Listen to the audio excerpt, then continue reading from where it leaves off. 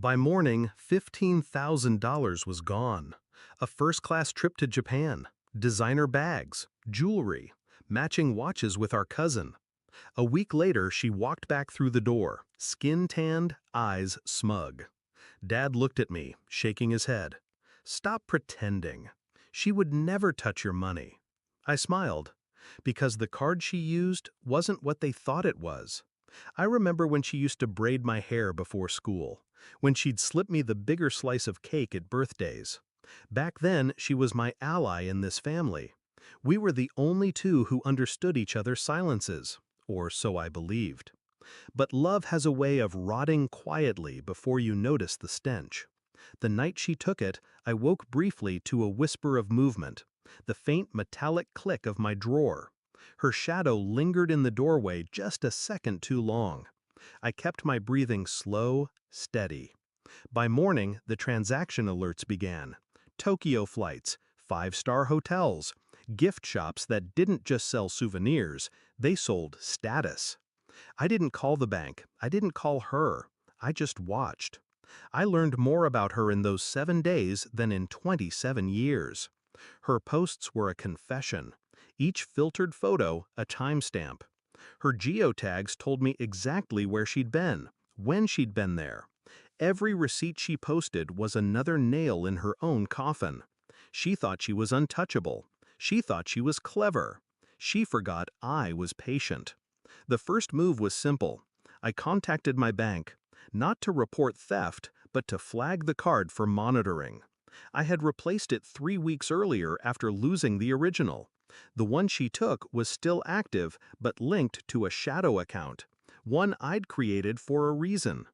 Each transaction she made didn't pull from my savings. It pulled from the bank's fraud department, which had already been notified. Every charge was documented, recorded, waiting for her return. Next, I spoke to my cousin, the one she traveled with. I didn't accuse. I congratulated her on her amazing trip and asked how my sister managed to afford it. Her answers came easily, too easily, enough for me to take screenshots of every message. I also called a friend in the airline security department.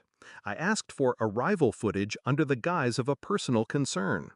A woman with my sister's face walked off a first-class cabin, wearing a watch worth more than my car. Evidence layered over evidence. When she came home, she acted as if nothing had happened.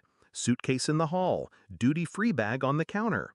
Dad asked about the trip. She lied, of course, said a friend paid for everything. He believed her without blinking. But I was done seeking belief.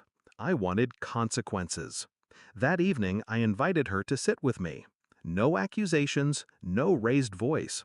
Just a small stack of papers slid across the table. "Your trip looks fun," I said. She froze at the receipts, the bank statements, the screenshots.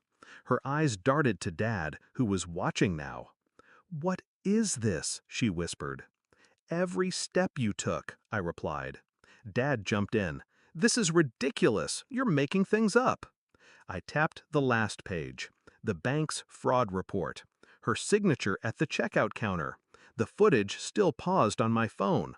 The silence after was heavier than the accusations. 2 days later, the bank called her. Fraud investigation. Possible criminal charges. Her friend, cousin, had already distanced herself. The gifts returned for questioning. She begged me to drop it, offered to pay it back in time. I reminded her she'd already paid, just not in the way she imagined. The beauty of my plan was simple. I never had to lie. I just let the truth arrive with paperwork attached. The same way she slipped into my room at 2 a.m., the law would now slip into hers. I didn't celebrate when she got the letter confirming a court date. I didn't gloat when Dad finally stopped defending her. Revenge doesn't need a party. It needs silence. And in that silence, I could hear her breathing, fast, shallow. The sound of someone realizing the game is over. She taught me that blood doesn't always mean loyalty. I taught her that betrayal doesn't always mean you walk away untouched. She took what she thought was mine. I took what she never thought she'd lose: her safety, her freedom, her ability to laugh at my expense. Now, every time I see a credit card in my drawer, I think about how quiet the house is without her arrogance. And I sleep knowing no one dares open it at 2 a.m. again.